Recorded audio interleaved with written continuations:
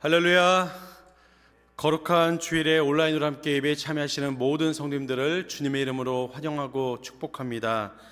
비록 우리가 함께 모여서 예배하지 못하지만 여러분의 가정이 하나님의 거룩한 처소가 되어 아름다운 예배의 향비가 하나님께 온전히 올려드려지기를 간절히 소원합니다. 또한 하얀 눈이 온 세상을 가득 덮은 것처럼 성령 하나님의 충만한 은혜가 여러분의 심령 위에 또 가정 위에 부어지기를 간절히 소망하며 다 함께 묵도하심으로 예배의 자리로 나아가도록 하겠습니다.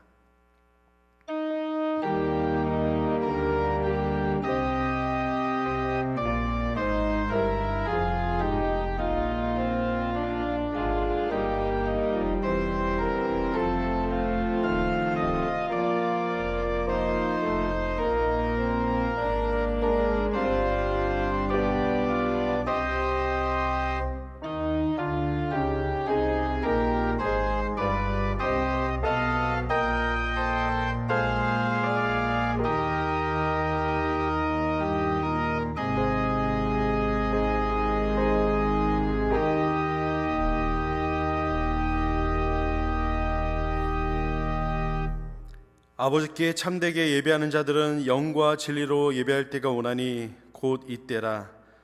아버지께서는 자기에게 이렇게 예배하는 자들을 찾으시느니라.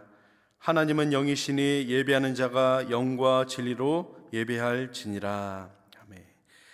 사랑과 은혜가 풍성하신 하나님 아버지, 비록 오늘 좋지 않은 일기로 우리가 함께 모여 예배하지 못하지만 각자의 거룩한 예배의 처소에서 영과 진리로 하나님을 예배케 하시니 감사를 드립니다. 오늘 이 시간에 영과 진리로 드려지는 우리의 예배를 주님 기뻐 받아주시고 예배하여 주신 하나님의 은혜를 갈급한 심령으로 주 앞에 나온 모든 이들에게 부어 주시옵소서. 감사드리며 이 모든 말씀 예수님 이름으로 간절히 기도드리옵나이다. 아멘. 이 시간에 다 함께 사도신경으로 우리의 신앙을 고백하도록 하겠습니다. 전능하사 천지를 만드신 하나님 아버지를 내가 믿사오며 그 외아들 우리 주 예수 그리스도를 믿사오니 이는 성령으로 잉태하사 동정녀 마리아에게 나시고 본디오 빌라도에게 고난을 받으사 십자가에 못 박혀 죽으시고 장사한 지 사흘 만에 죽은 자 가운데서 다시 살아나시며 하늘에 오르사 전능하신 하나님 우편에 앉아 계시다가 저로서 산자와 죽은 자를 심판하러 오시리라. 성령을 믿사오며 거룩한 공예와 성도가 서로 교통하는 것과 죄를 사하여 주시는 것과 몸이 다시 사는 것과 영원히 사는 것을 믿사옵나이다. 아멘. 아멘.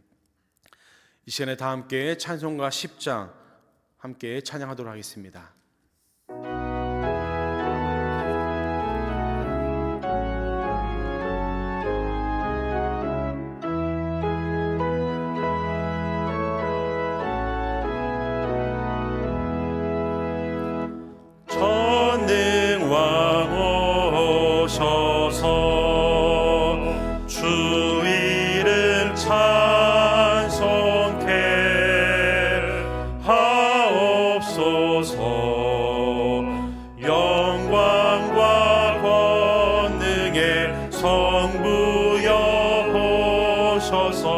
우리를 다스려 주옵소서. 강생한 성자여 오셔서 기도를 들으소서. 택하신 백성들 복 내려 주시고 거룩한 마음을 주옵소서. 위로의 주 성령 오셔서 큰 증거 주옵소서. 전능한 주시여 각 사람 마음에서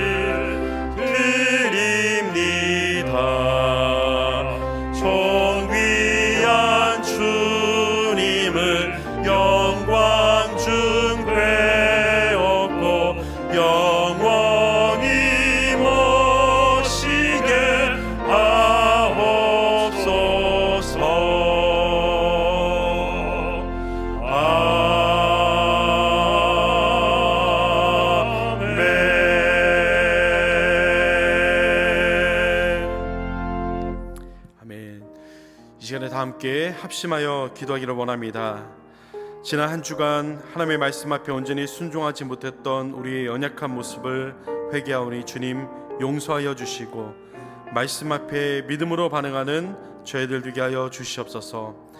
1월 30일부터 1박 2일간 진행되는 사랑방 사역자 수련을 통하여 서로 위로하고 격려하는 마음 가운데 상처받은 마음들이 치유함받게 하시고 예수 그리스도의 사랑 안에 온전한 연합을 이루게 하여 주시옵소서. 많은 눈이 오는 가운데 성도님들의 건강과 안전을 지켜주시고 하나님을 예배하는 각 가정이 성령님이 임재하는 거룩한 처소 되게 달라고 함께 기도한 이후에 차수 군장님이 나오셔서 대표기도 해주시겠습니다. 함께 기도하겠습니다. 사랑 은혜가 풍성하신 하나님 아버지 감사합니다. 지난 한 주간도 주님의 은혜 가운데 올해를 눈동자같이 지켜보아여 주시고 오늘 이 시간에 비록 좋지 않은 일기로 함께 모여 예배하지 못하지만 각자의 거룩한 처소에서 주님 앞에 나와 예배케 하시니 감사를 드립니다. 지난 한 주간 우리의 삶을 돌아볼 때에 우리가 말씀 가운데 온전히 순종하며 살지 못하고 죄 가운데 살았던 우리의 연약한 모습을 이 시간에 회개하며 나아갑니다. 주님 우리의 죄를 용서하여 주시고 눈보다 희게 하여 주셔서 우리의 입술과 생각과 마음과 행함이 정결케 되어지는 은혜를 부어 주시옵소서. 간절히 원하기는 1월 30일부터 사랑방 사역제 수련회로 준비하는 가운데 있습니다. 성령 하나님께서 수련회 가운데 임재하여 주셔서 상한 우리의 심령이 치유함받게 하여 주시옵시고 서로가 서로를 위로하며 격려하는 가운데 아름다운 사랑의 공동체로 세워지는 은혜를 주님 부어 주시옵소서. 눈이 많이 오는 가운데 있습니다. 우리 성도님들 무엇보다 건강과 안전을 지켜주시고 추운 날씨 가운데서도 우리의 마음을 따뜻하게 하여 주셔서 사랑 안에서 서로를 돌보는 아름다운 교회로 세워지는 은혜를 부어 주시옵소서. 함께하여 주시옵소서.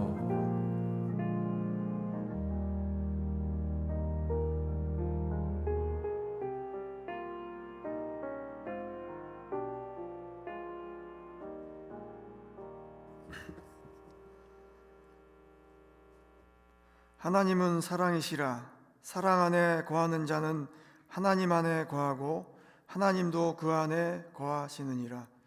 천지를 창조하시고 지금도 하나님의 권능의 팔로 모든 만물을 다스리시고 주관하시는 전능하신 하나님 아버지, 그 크신 위엄과 사랑 앞에 온 마음을 다해 경배와 찬양을 드립니다. 오늘 폭설로 인해 비록 각 가정에서 온라인 영상 예배를 드리지만 어떤 상황 속에서도 우리와 함께 하시는 성령님의 강력한 임재를 믿습니다. 온 땅을 하얗게 덮은 저 눈처럼 예수 그리스도의 보혈로 우리의 모든 죄를 덮어주시고 우리의 심령이 눈보다 더 정결하고 깨끗하게 씻어지는 은혜의 시간이 되게 하여 주시옵소서. 특별히 올해 우리 베델교회가 사랑 안에서 서로를 돌보는 교회라는 표 아래 하나 되게 하시니 감사합니다. 주님, 우리는 참 포도나무이신 주님께 붙어 있는 가지입니다. 우리가 주님의 인격과 성품을 닮아 주님 안에 온전히 거할 때 비로소 서로를 진정으로 사랑할 수 있음을 고백합니다. 성도의 연합이 단순한 모임이 아니라 그리스도의 사랑이라는 마디로 촘촘히 연결된 영적 유의체가 되게 함을 고백합니다. 나보다 남을 낮게 여기는 겸손함으로 서로를 돌아보게 하시고 하나님의 마음과 뜻을 전달하는 거룩한 영적 복음로가 되어 우리 중 누구도 소외되거나 아파하지 않는 건강한 지체가 되게 하옵소서. 교회를 이끄시는 목회자, 당회, 재직들과 모든 사역자 위에 성령의 기름 부어 주심이 넘치도록 기도합니다. 맡겨주신 사명을 감당할 때 자신의 의나 욕심이 아닌 오직 주님을 향한 신실함과 감사함에서 나오는 진실한 헌신이 되게 하옵소서. 말씀과 기도로 무장하여 영적으로 충만하게 하시고 성령의 능력 안에서 기쁨으로 섬기는 충성된 일꾼이 되게 하옵소서. 그리하여 우리 베델교회 성장이 뛰어난 하나님의 능력이 아니라 모든 성도가 서로에게 은혜를 공급하며 함께 세워져가는 신비로운 역사가 되게 하옵소서. 믿음의 부모들이 자녀들을 말씀으로 온전히 양육하게 하시고 우리의 자녀들이 부모의 신앙을 이어받아 이 세대를 밝히는 믿음의 세대로 자라나게 하옵소서. 또한 세계 각지에서 선교의 최전선을 지키시는 8가정의 파송 선교사님과 45가정의 협력 선교사들을 기억하게 하옵소서. 그들의 영육을 강건케 하시고 사역에 필요한 모든 도움과 필요를 하늘문을 열어 채워주시고 복음의 열매가 풍성히 맺하옵소서. 청교도 신앙이 세워진 미국과 순교자의 피로 세워진 한국을 기억하여 주시옵소서. 하나님의 의와 공평으로 두 나라를 지켜주시고 모든 위정자가 하나님을 두려워하며 정직과 청빈함으로 백성을 돌아보게 하옵소서. 전쟁과 자연재해로 신음하는 땅에 주님의 평화를 허락하여 주시옵소서. 전쟁의 총성이 멈추고 주님의 참된 평강이 임하게 하옵시며 고통받는 이들에게 회복과 위로의 손길을 더하여 주시옵소서. 오늘 하나님의 말씀을 대언하시는 임효성 목사님을 성령으로 붙들어 주시옵소서. 선포되는 말씀이 우리의 심령의 골수를 찔러 쪼개게 하시고 듣는 우리에게는 그 말씀을 살아낼 수 있는 용기와 결단이 일어나게 하옵소서. 오늘 드리는 이 예배가 우리의 삶을 변화시키는 복된 시간이 될 줄 믿사오며 우리를 끝까지 사랑하시는 예수 그리스도의 이름으로 간절히 기도드리옵나이다. 아멘.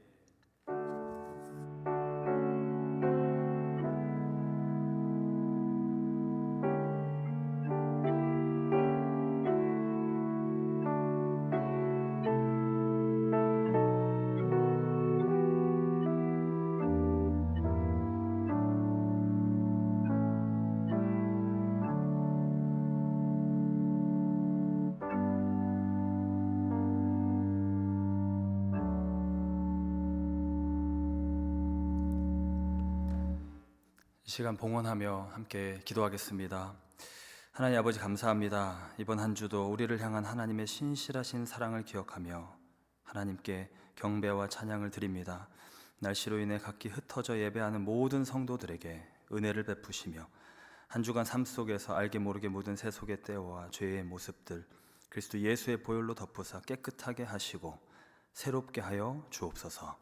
마음의 육신의 또 질병과 연약함으로 주 앞에 간절한 마음으로 나아가는 모든 성도들 주의 치유의 손길로 붙드시며 가정과 사업의 문제로 기도하는 성도들 믿음과 지혜를 더하여 주옵시고 가족들을 먼저 보내고 그리워하는 여러 유가족들을 주께서 친히 위로하여 주시옵소서. 우리가 이 시간 드리는 예물 주님 받아주시며 드리는 그 손길들과 그 정성 그 마음을 축복하시고 이 예물을 통해 주께서 기뻐하시는 은혜의 역사들이 일어나게 하여 주시옵소서. 감사하오며 예수님의 이름으로 기도하옵나이다. 아멘. 아멘. Since the fire in our apartment, it's been about a week and a half. We've gone through both Christmas and New Year's festivities, and it was hard. It has not been a typical holiday season at all, and yet our faith is anchored, while emotions and physical exhaustion still come in unexpected waves. We are incredibly grateful. Many people, so many people, have been praying, checking in on us, and giving to help cover the cost of sorting and cleaning our burnt, soot-covered belongings, replacing immediately needed items, and renting a furnished apartment for the next couple of months. As we shared last week, Team Kim had already been planning to spend 6 to 12 months in the U.S., a time known as home ministry assignment. Our original arrival in Ohio was slated for July, but we now pray and anticipate we will be departing Colombia in late February or early March. Re-establishing an entire physical home for only 6 months makes little sense, and we feel God is leading us to wrap up all our current ministry roles as soon as possible. Our apartment and its contents really are a near total loss. We are only now being permitted to begin the actual work of disposal of furniture, appliances, goods, clothing, etc. It will be difficult and must be done in short periods due to lingering toxic fumes, which induce headaches when we work in the apartment more than 30 minutes. We are dealing with grief and loss, feeling untethered, feeling nervous about transitioning to the US, dreading the cleaning and disposal process for the apartment, and needing to say goodbye to our entire life, community, and ministry in Colombia. How can you help? Pray with us. Pray as we continue to process, mourn, and work through the logistics of closing our time in Colombia before heading to home ministry assignment in the US. Pray for favor in the legal and formal processes. Pray for wisdom and endurance for making so many difficult decisions in a short time. Pray for our faith to be continually strengthened. Pray for our unity and kindness to one another as a family.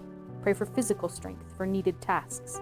Pray for rest, as sleep has been difficult, and continuing peace. Or re-equip us through your giving. Your giving isn't only helping us, but also investing in people through evangelism, through discipleship.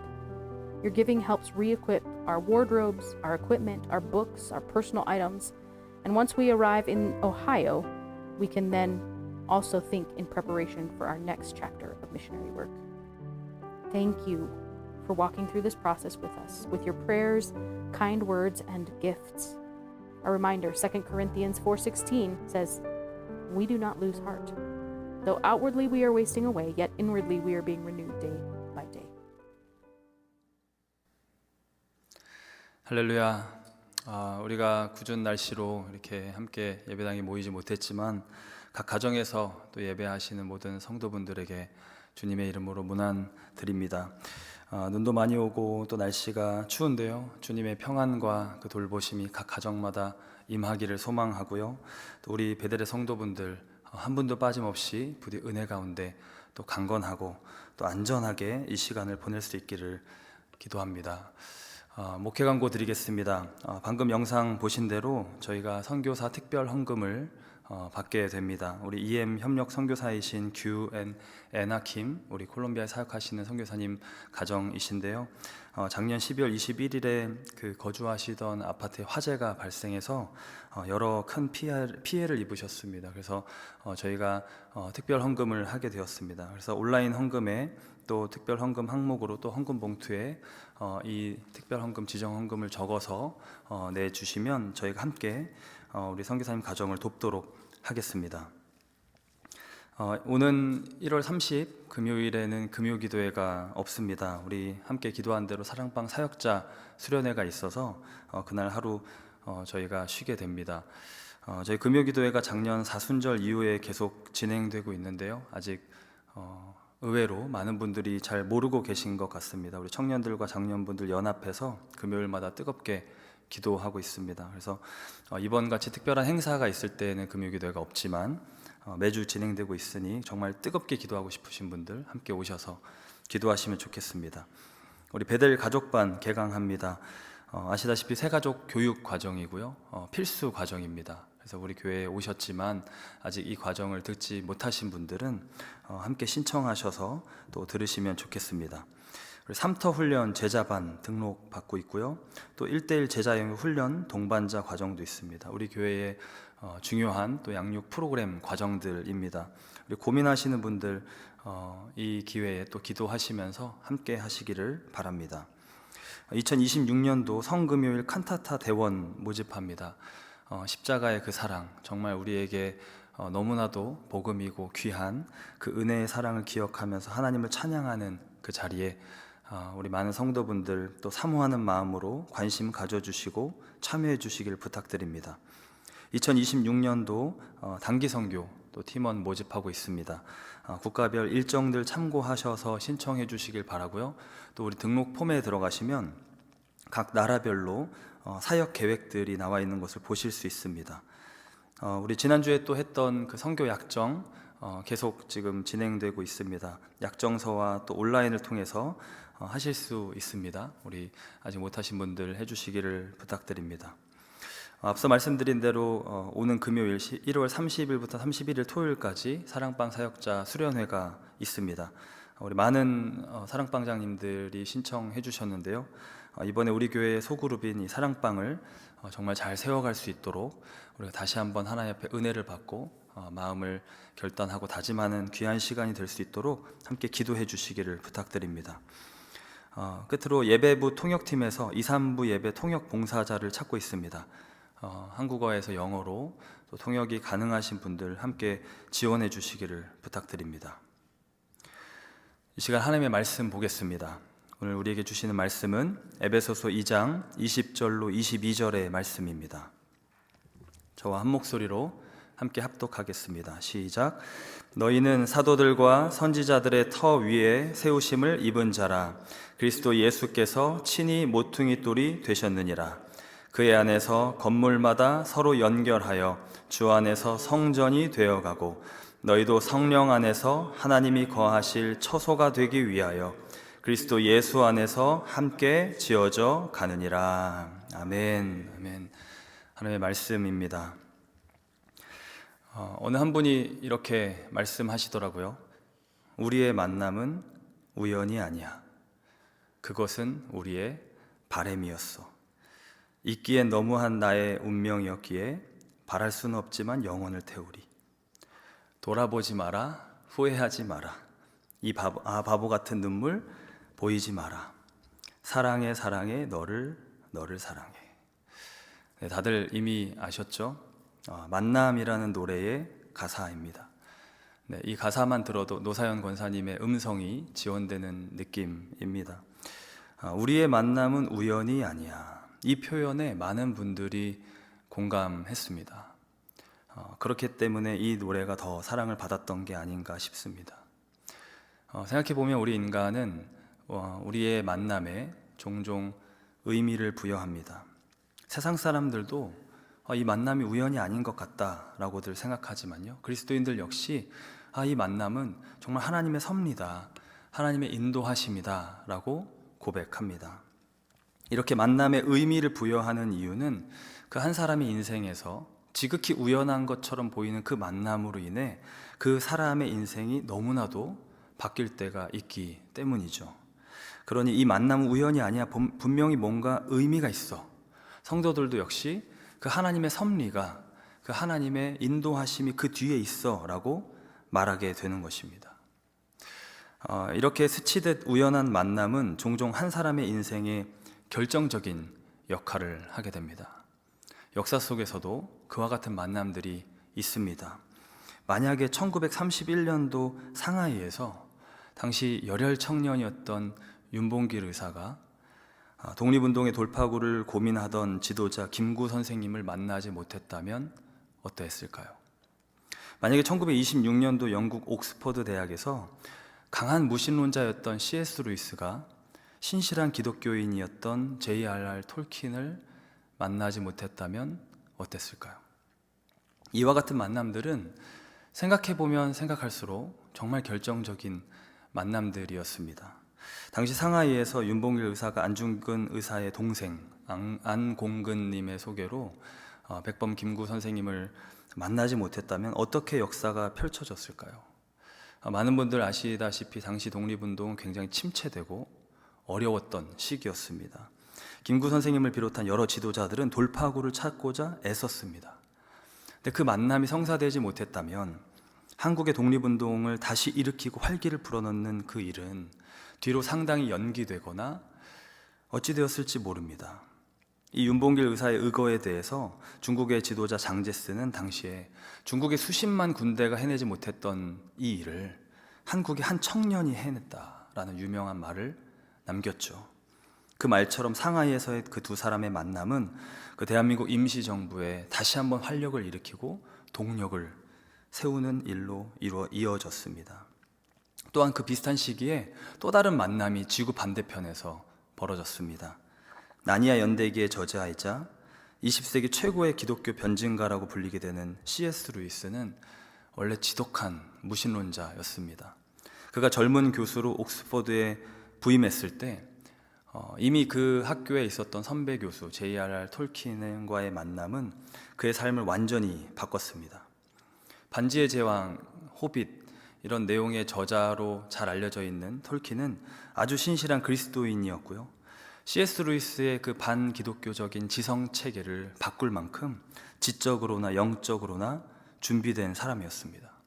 이 두 사람은 1926년도에 처음 만나서 약 5년 뒤인 1931년도에 9월 19일 한 저녁에 학교 산책로를 함께 산책하게 됩니다.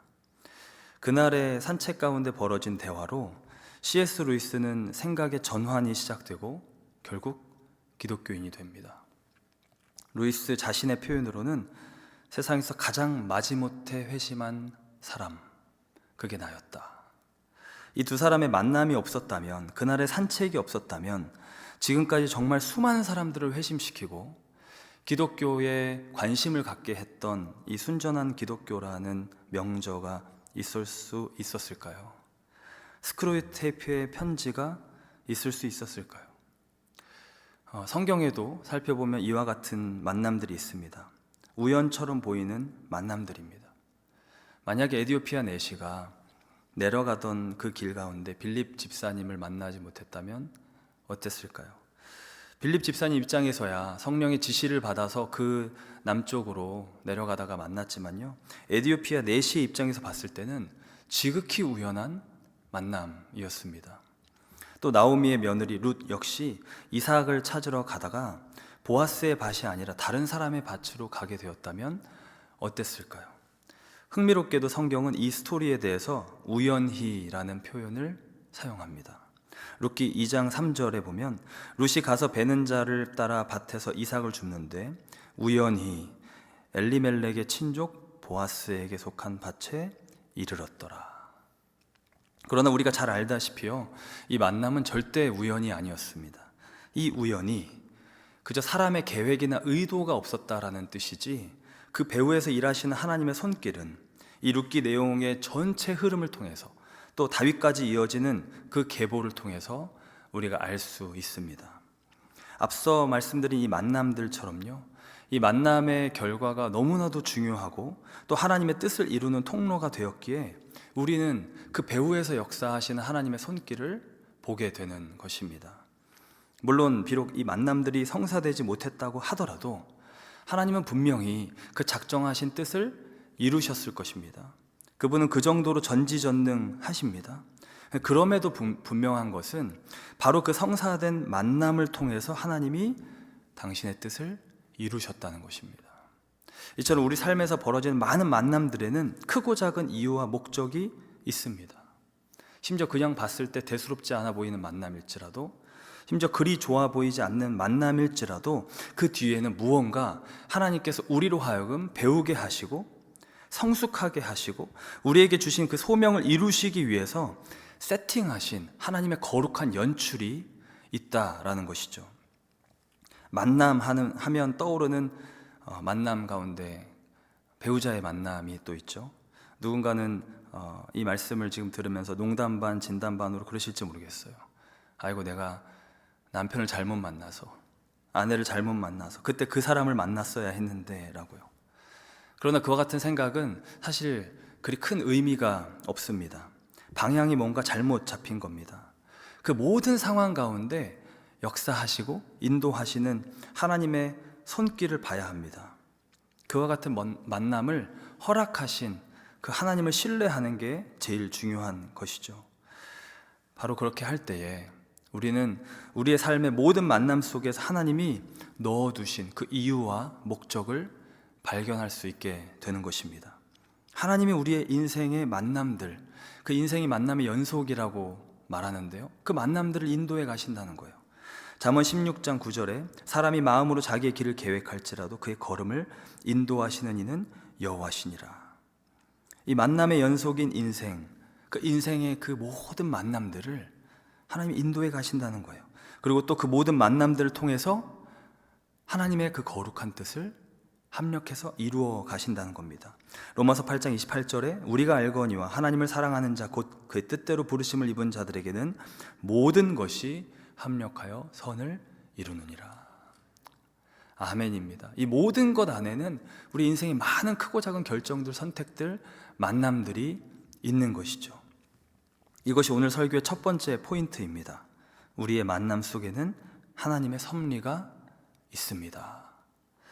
이와 같은 섭리의 만남에는요, 배우자와의 만남이나 멘토 선생님, 가까운 친구, 직장 동료들과의 만남뿐만 아니라 교회 공동체 안에서 다른 성도들과의 만남도 당연히 포함되어 있습니다. 이 교회 공동체는 헬라어 에클레시아라는 말의 그 뜻 그대로요, 세상 가운데서 우리를 각 사람을 각각 불러내어 모으신 예수 그리스도의 몸된 공동체입니다. 하나님이 불러서 모으셨다는 거예요. 이 교회를 구성하신 그 장본인이 하나님이시라는 거죠. 이 우주적인 교회 공동체뿐만 아니라 이 땅에 있는 지역교회, 로컬 처치 역시 그러합니다.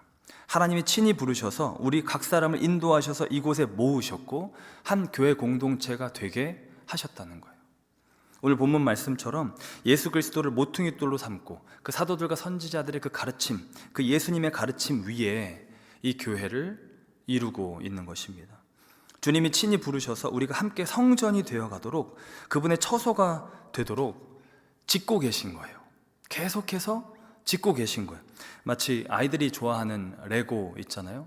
그 레고 블락처럼 이 베델이라는 어떤 하나님의 그 집을 이루기 위해서 우리 각 사람이 한 부분, 한 지체가 되어서 생명이 없는 블락이 아니라 예수 생명이 있는 사람 성전들로 함께 연결되어서 지어져 가고 있는 것이죠. 오늘 본문 말씀 다시 한번 읽어드리겠습니다. 너희는 사도들과 선지자들의 터 위에 세우심을 입은 자라. 그리스도 예수께서 친히 모퉁이 돌이 되셨느니라. 그의 안에서 건물마다 서로 연결하여 주 안에서 성전이 되어가고 너희도 성령 안에서 하나님이 거하실 처소가 되기 위하여 그리스도 예수 안에서 함께 지어져 가느니라. 제가 베델에 와서 이 교회의 어떤 설립과 그 초기를 이끄셨던 여러 분들의 고백을 들어보면요, 그 가운데 어떻게 하나님이 역사하셨고 어떻게 섭리하셨고 어떻게 일하셨다라고 계속 고백하시고 계십니다. 그게 무슨 말이냐면 하나님이 짓고 계신다는 거예요. 이 교회를 하나님이 친히 이 교회를 세워가고 계신다는, 우리 각 사람을 부르셔서 하나님이 일하고 계신다는 거예요.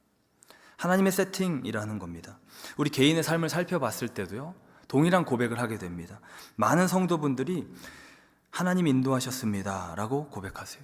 예수 믿게 된 것 자체로도 그렇고요, 이 미국 땅에 온 것, 메릴랜드라는 곳에 오게 된 것, 그 모든 삶의 그 과정들을 지나오게 된 것, 그리고 이렇게 베델교회로 오게 된 것, 이 모든 그 순간 가운데, 그 과정 가운데 하나님의 인도하심이 있었습니다 라고들 고백하십니다. 하나님의 섭리입니다. 그래서 저희가 이렇게 모이게 된 거예요. 그게 우리의 고백의 의미인 것이죠. 우리 모두가 그와 같은 동일한 섭리를 고백하며 이곳에 모였습니다. 그렇다면 이곳에서 만나게 되는 그 만남은 어쩌다 마주친 그대가 될 수 없다는 것이죠. 그냥 우연이라고 결론을 내리기 어렵다는 겁니다. 우리의 만남 가운데 뭔가 하나님의 섭리가 있구나, 하나님의 인도하심이 있구나라는 걸 깨닫게 된다는 것이죠. 그리고 이것을 보게 된다면 그 이유와 목적이 무엇일까? 하나님이 무엇을 뜻하신 것일까? 그 하나님의 거룩한 뜻이 구체적으로 무엇일까라고 고민하게 된다는 겁니다. 한마디로 그분의 주권을 인식하게 되는 것이죠. 그리고 이와 같은 깨달음이 깊어지면 깊어질수록, 이러한 관점으로 우리의 영의 눈을 열고 보면 볼수록 우리는 우리의 모든 만남 속에서 하나님의 뜻을 발견하게 됩니다. 모든 만남 가운데, 심지어 그것이 좋아 보이지 않는 만남이든 좋은 만남이든 동일하게 발견하게 됩니다. 이것이 오늘 설교의 두 번째 포인트입니다. 나를 힘들게 하는 사람과의 만남 뒤에도 동일한 하나님의 섭리가 있습니다. 간혹 성도분들이 또 청년들도 저를 찾아와서 하소연하는 경우들이 있습니다. 목사님, 제가 저 사람과 사역하기 너무 힘들어요. 저희 너무 안 맞아요. 너무 다른 스타일의 사람들입니다.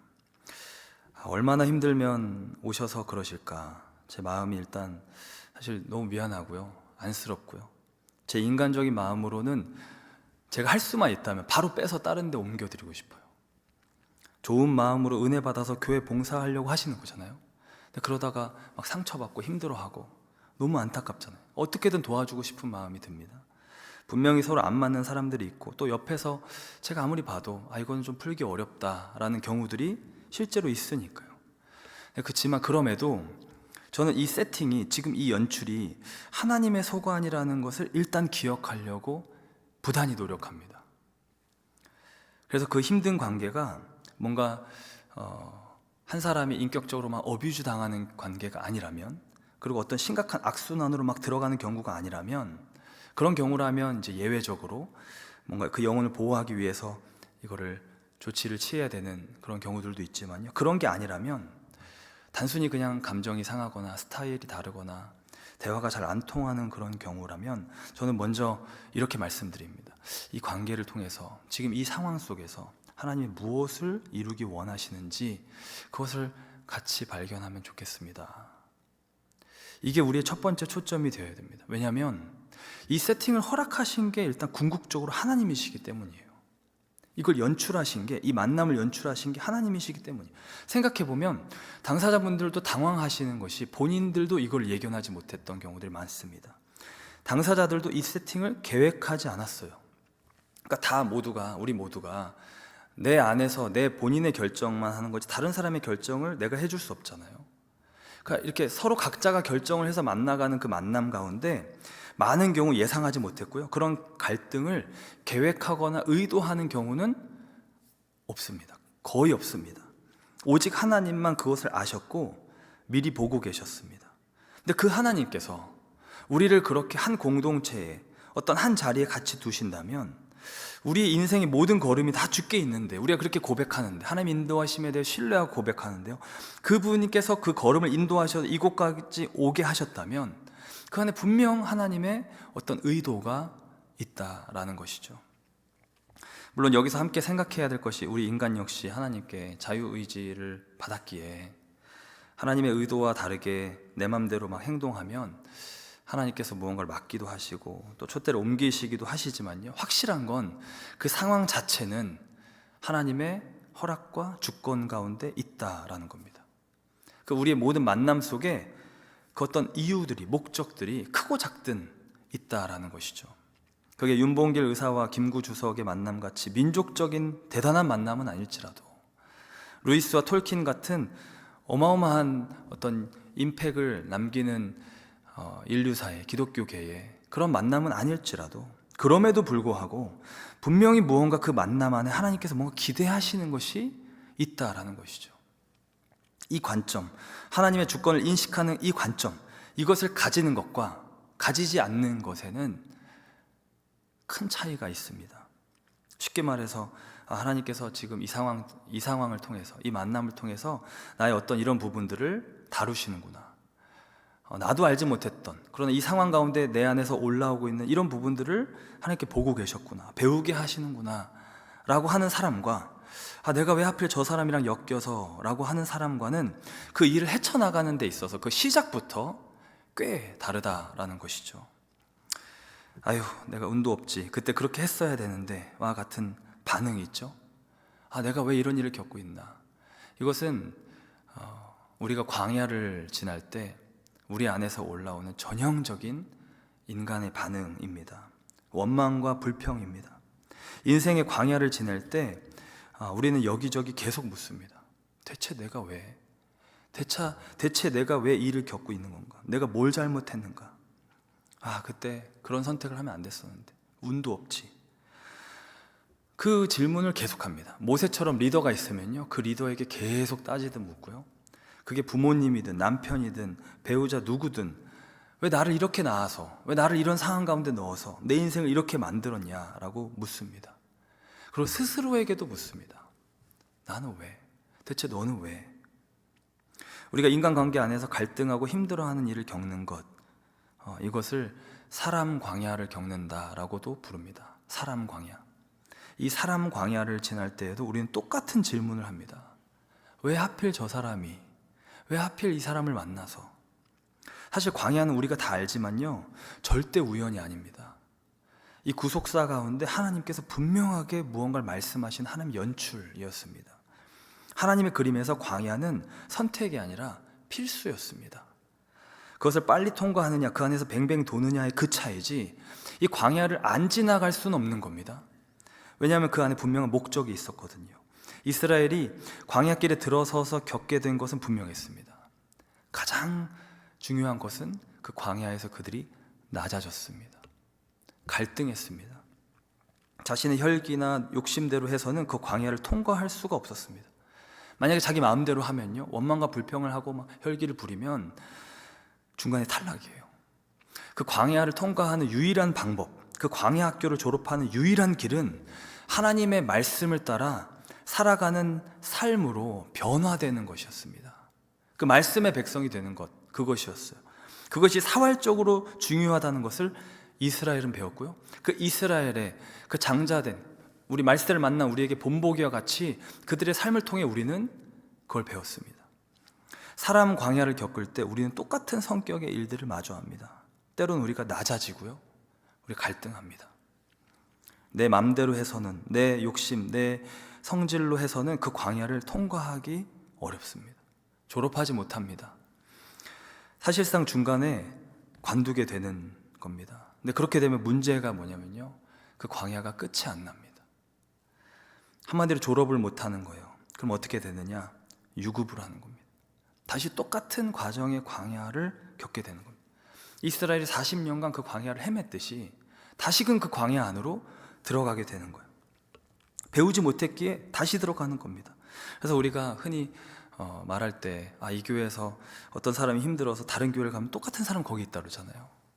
뭐 똑같진 않더라도 뭔가 비슷한 그 힘든 케이스를 다시 마주하게 되는 경우들이 있는 거죠.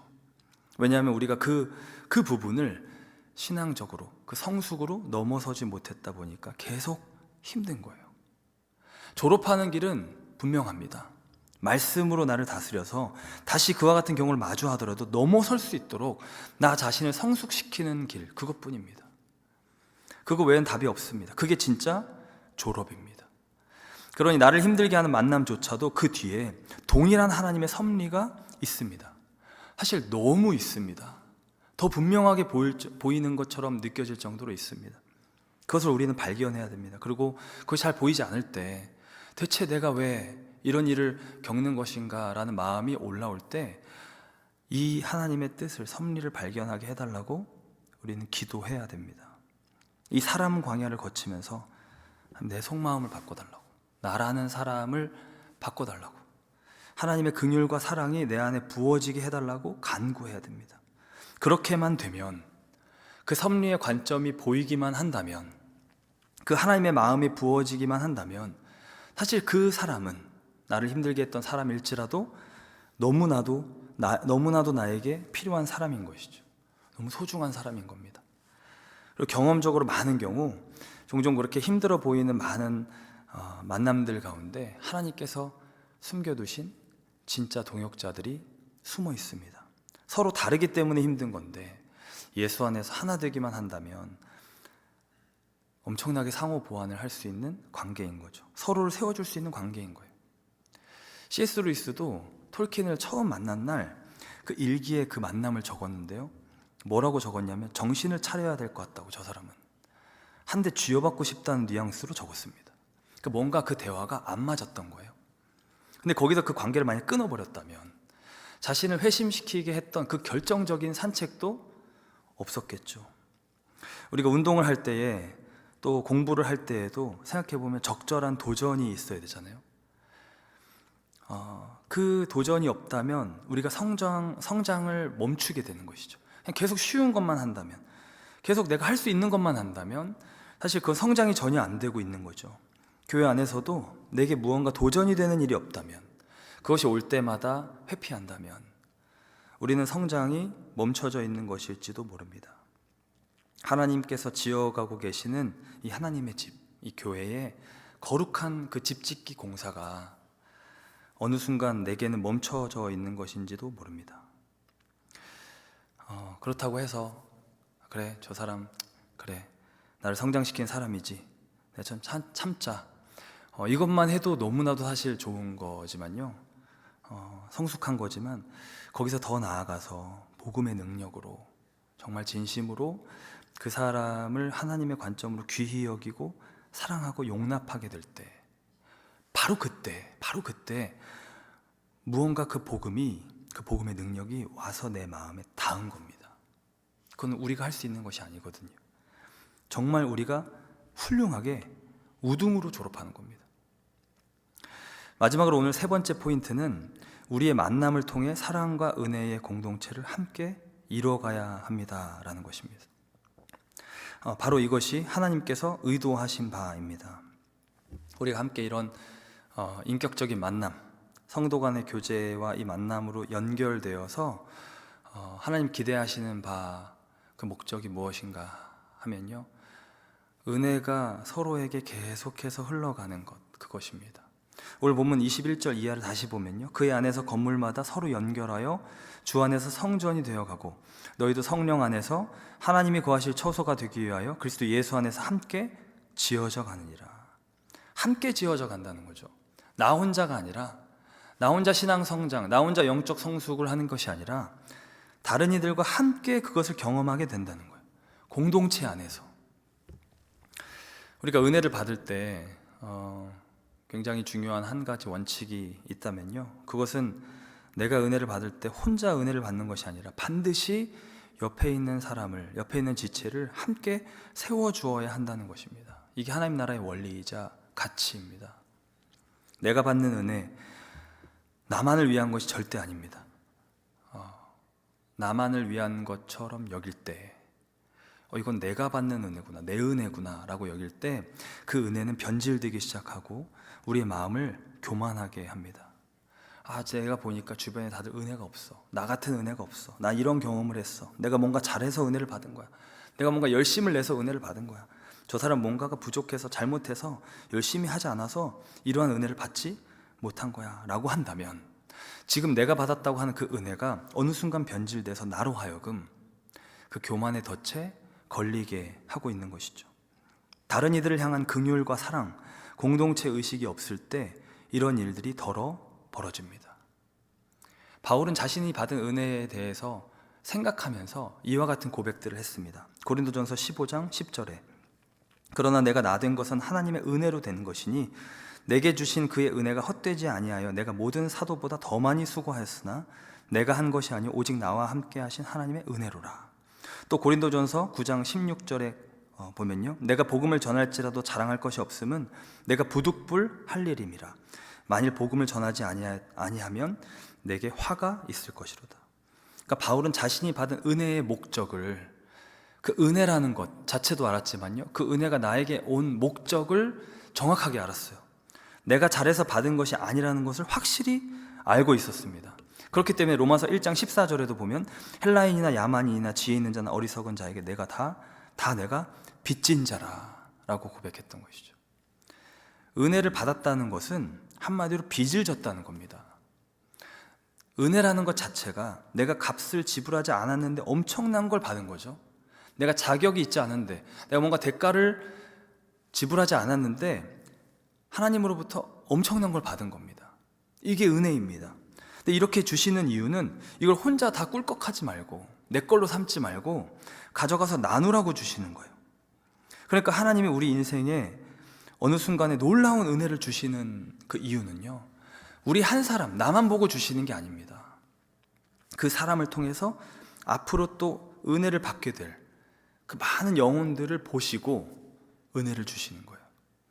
그 모든 사람들의 몫이 처음부터 다 같이 있는 겁니다.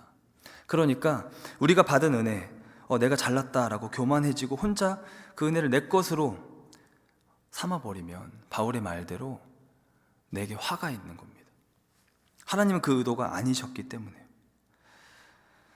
제가 베델교회에 와서 몇 번 간증같이 했던 적이 있었는데, 이런저런 강의나 설교 형태로 짧게 나눴던 적도 있었는데요, 대학교 때 은혜를 저희 공동체가 막 받았습니다.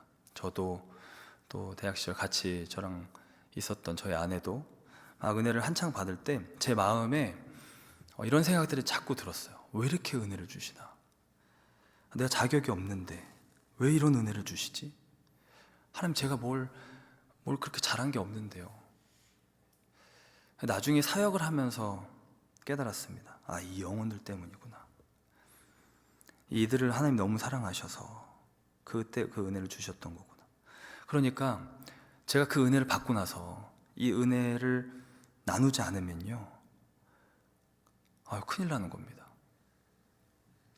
반드시 이 은혜를 흘려보내줘야 됩니다. 이 은혜에, 우리가 받은 은혜에는 이 모든 사람들의 몫이 같이 있는 거예요. 그리고 이 만남들을 통해서, 앞서 말씀드린 이 만남들, 공동체 안에서 우리 삶에서 벌어지는 그 만남들 가운데 하나님의 섭리가 있고 인도하심이 있는데, 그 만남들을 통해서 서로 연결돼서 이 은혜가 흘러갑니다. 그러니까 서로에게 이 은혜 흘려보내주기를 계속할 때, 이거를 좋아하고 이걸 기뻐하고 이거를 계속 힘쓸 때 교회는 정말 아름답게 세워지게 되는 것이죠. 이게 함께 지어져가는 교회의 모습입니다.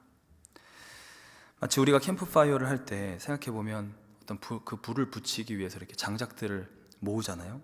이 나무들이 흩어지면 자신의 불로는 버티다가 좀 더 활활 타오랐던 거는 좀 나중에 꺼지고, 좀 불이 약했던 건 먼저 꺼지고, 오래 가지 못하죠. 근데 이 모든 게 서로 붙어 있으면, 연결되어 있으면 한쪽에서 꺼져도 다른 한쪽에 있는 불씨로 인해서 다시 계속 타오르게 되죠. 더 오래 지속될 수 있도록 서로가 서로를 돕는 겁니다. 교회 안에서 서로 연결돼서, 이 끊어지지 아니하고 연결돼서 은혜를 흘려보내는 일을 계속 하게 되면요, 내가 지금 당장 은혜를 받지 못했더라도, 내가 이번 한 주간에는 영적으로 메마른 상태로 왔더라도 그 은혜를 받고 있는 다른 이로 인해서 내 안에 은혜가 회복되는 겁니다. 이게 만남의 목적이고, 이게 하나님께서 우리를 모으신 하나님의 의도인 것입니다. 덕을 세우는 것, 교회를 세우는 것, 이것입니다. 그러니까 은혜를 받은 이들은 그것을 받을 때마다 이건 절대 나만을 위한 것이 아니다, 내 주변에 이 은혜가 필요한 이가 있다라고 기억하고 그 은혜를 나눠야 하는 것이죠. 그렇게 예수 안에서 서로 연결하여 주 안에서 그 몸된 교회가 되어가고, 너희도 성령 안에서 하나님께서 거하실, 그 임재하시고 거하실 그 처소가 되기 위해서 그리스도 예수 안에서 함께 그렇게 같이 지어져 가느니라. 이게 오늘 말씀에서 말씀하고 있는 교회의 모습입니다. 그리고 바로 이것이 우리의 만남과 우리의 이 모든 이 공동체됨의 이유와 목적인 것이죠. 사랑하는 성도 여러분, 올 한 해 우리가 사랑 안에서 서로를 돌보는 교회가 되기를 소망하고 있습니다. 그 구체적인 모습이 어디서 벌어지는가? 바로 우리의 만남에서 벌어집니다. 우리의 만남 가운데 역사하고 계시는 하나님을 기억하고, 그 만남 속에서 하나님이 이루기 원하시는 그 거룩한 뜻을 발견하시기를 축복합니다. 그 하나님의 섭리를 깨닫고 그 거룩한 뜻을 발견하고 그 뜻을 따라 살아가는, 그렇게 그 은혜와 그 사랑으로 서로를 돌보고 세워가는 우리 모두가 되기를 예수님의 이름으로 축원합니다. 함께 기도하겠습니다. 사랑이 풍성하신 하나님, 그 하나님의 사랑으로 인하여 우리가 생명을 얻었습니다. 예수 안에서 그 은혜를 입고 사랑을 받아 주의 자녀가 되었습니다. 그렇게 우리를 불러내셔서 교회 공동체가 되게 하셨사오니 우리의 만남과 모든 모임 가운데에서 오직 주의 거룩하신 뜻만이 이루어지게 하옵소서. 성령님, 우리로 하여금 그 뜻을 향해 순종하며 나아갈 수 있도록 인도하여 주시옵소서. 감사하오며 이 모든 말씀 예수님의 이름으로 기도하옵나이다. 아멘. 아멘. 우리 함께 마지막 찬송하시고 축도로 예배를 마치도록 하겠습니다.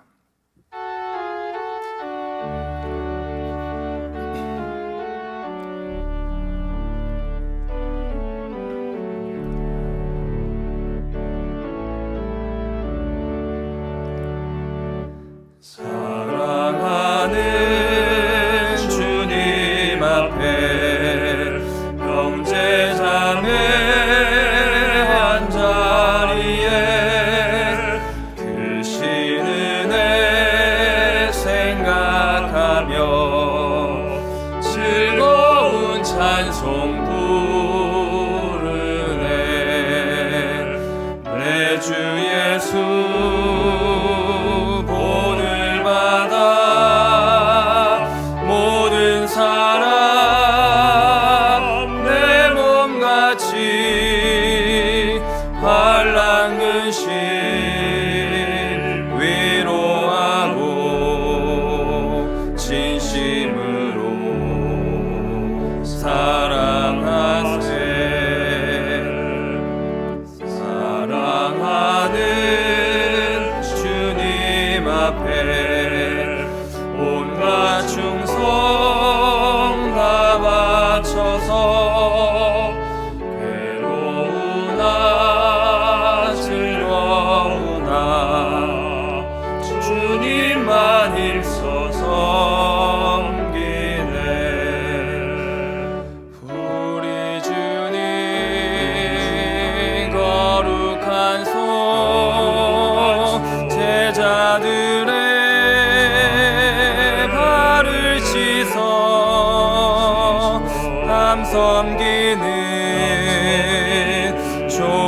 태도를 몸소 행해 보이셨네.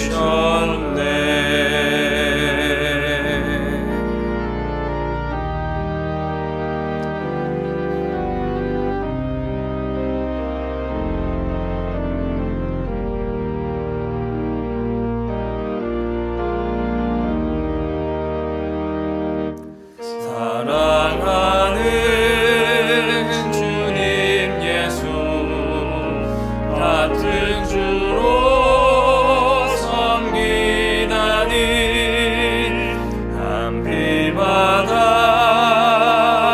몸 이룬 형제여 친구들이여, 한 몸같이 친밀하고 마음으로 하나 되어 우리 주님 크신 뜻을 지성으로